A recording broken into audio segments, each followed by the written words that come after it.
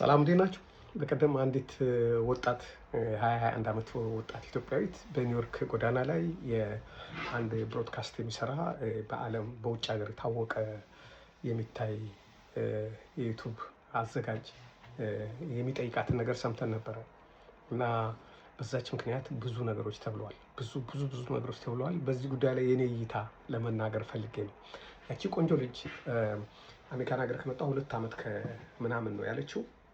ለትምህርት ነው የመጣሁት፣ የሲኒማና የሙዚቃ ትምህርት ለመማር ነው የመጣሁት ብላለች።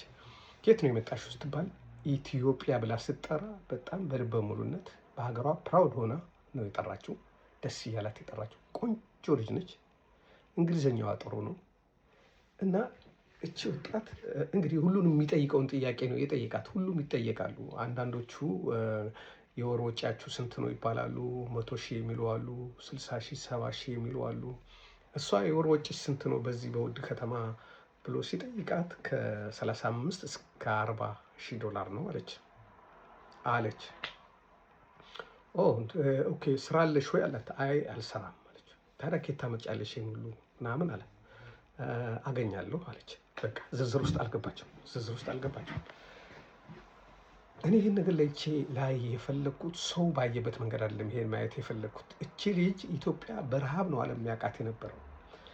እንደውም ዲክሽነሪ ላይ እኮ ኢትዮጵያ ለማለት ኢንሳይክሎፒዲያ ላይ ኢትዮጵያ ለማለት የድህነት የረሃብ ምልክት ተደርጎ ነበር የሚብራራው። አንድ ጊዜ ጠቅላይ ሚኒስትር መለስ ደብዳቤ ጽፎ ከዛ በኋላ በሚታተሙት ላይ አይካተትም ተብሎ እንደቀረ ነው መረጃ ያለኝ። እና ኢትዮጵያን ስንል እኮ እኛ ከውጭ ሀገር ዜጎች ጋር ኢትዮጵያን ብለን ስንል ቀድሞ የሚያስታውሱት ምንድን ነው? ቀደምት የነበሩ ሰዎች ኢትዮጵያ በረሃብ የተመታቸው የ77ቱን ድርቅ ነው የሚያስታውሱት። የተቸገረ ሀገር ብሎ ሲባል፣ የተራበ ሀገር ሲባል ኢትዮጵያ ብሎ ያስባሉ። በጦርነት የተጎሳቆለ ሀገር፣ ሁልጊዜ ጦርነት ያለበት ሀገር ሲባል ኢትዮጵያ ብሎ ነው የሚያስቡት የዓለም ሕዝቦች። በእርግጥ አዲሱ ትውልድ የዓለም ሕዝብ ከሀገሩ ውጭ ብዙ የማወቅ ጉጉት የለውም። የአሁኑ የአዲሱ የቴክኖሎጂ ባህሪ ይሄ ነው። ግን ቀደምቱ ሰው ስለ ኢትዮጵያ ስታነሳ ኢትዮጵያ ወይ በአትሌቲክስ ነው የሚያውቃት፣ ካልሆነ በረሃብ ነው የሚያውቃት። እቺ ወጣት ግን ሀገሯን በጥሩ መንገድ ነው የገለጸችው። ከዚህ በፊት ስንሰማ የነበረው ከየት ነው? ከጀርመን፣ ከጣሊያን፣ ከዩኬ፣ ከአውስትራሊያ፣ ከሳውዲ አረቢያ ወይም ደግሞ ከታይላንድ እንደዚህ እያሉ ከካናዳ ወይም ደግሞ ከዛው ከአሜሪካ ውስጥ ከሆነ ስቴት ከዋሽንግተን ከምናምን እያሉ ይመልሱ ነበር።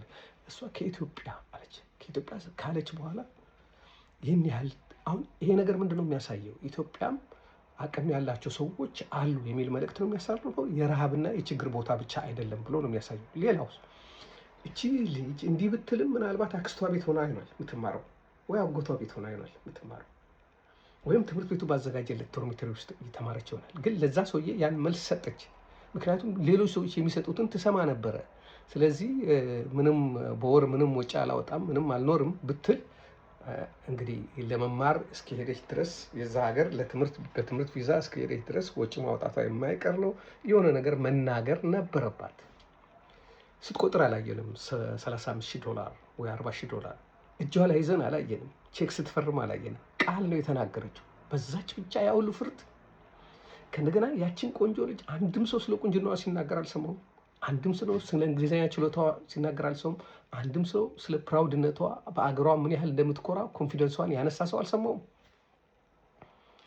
እኛ ኔጌቲቭ ነገሮችን ብቻ ለቃሚ ለምን እንሆናለን? ከኛ የሆነ ሰው ያለፈለት አለ ቢባልስ ምን ችግር አለው? ከቤተሰቧ ጋር የሚገናኝ የሚነገር ነገር ካለ ቤተሰቧ ያደረገው ነገር ካለ ራሱ ነው መጠየቅ ያለበት። እንደዚህ አይነት ቪዲዮዎች ከዚህ በፊትም ሰርቼ አውቃለሁ። አባት በሰራው ልጅ አይቀጣም እያልኩ ሁልጊዜ ሰራው። ግን አባትየው ምንም ባላረገው በተጨበጠ ነገር በሌለበት እሷ በተናገረችው ብቻ አባትየው ዘርፈዋል ማለት አንችልም። ያደረገው ነገር ካለ ይሄን አድርጓል ነው መባል ያለበት። እሷ ግን ያ መናገሯ ለእኛ መልካም ገጽታ ነው የፈጠረው። ኢትዮጵያን ሰዎች በፊት ከሚያዩበት አመለካከት 1 ሚሊዮን ሰውየው 500 ሺህ የሚየው የነዛ ሰዎች አመለካከት ግን ቀይራለች። ኢትዮጵያ የሚባል ሀገር ለካ አቅም ያላቸው ሰዎች አለበት የሚል ደግሞ ቆንጆዎች ናቸው። እሷ ብራዚል ነኝ ብትል እኛም አናቃትም ነበር። አሜሪካዊ ነኝ ብትል እኛ አናቃትም ነበር። እሷ ግን በሀገሯ ደስተኛ ስለሆነች የሀገሯን ፍቅር በድምጿ በደንብ ነው የገለጸችው።